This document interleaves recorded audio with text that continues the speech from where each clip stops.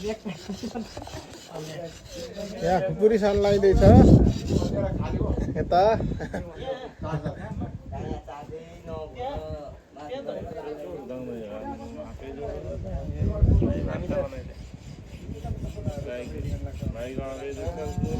खुकुरी उदाउँदै होइन खुकुरी चम्काउँदै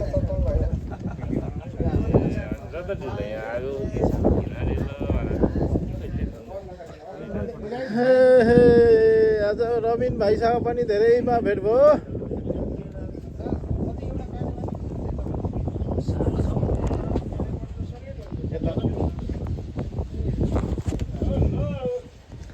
ल भेना कहीँ आउनुभयो तपाईँ साउने गाईघाटको माथि ल ल ल ल ल ल हेर्नु है भेनाले ल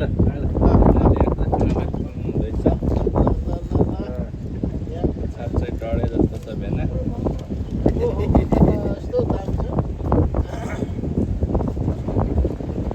यो अहिले दुईटा बनाउने कि भाइ यहाँ घरको चाहिँ भरे भात खाने भातसँग झोल चाहिँ पतला बनाउनु पर्छ ल भरे चाहिँ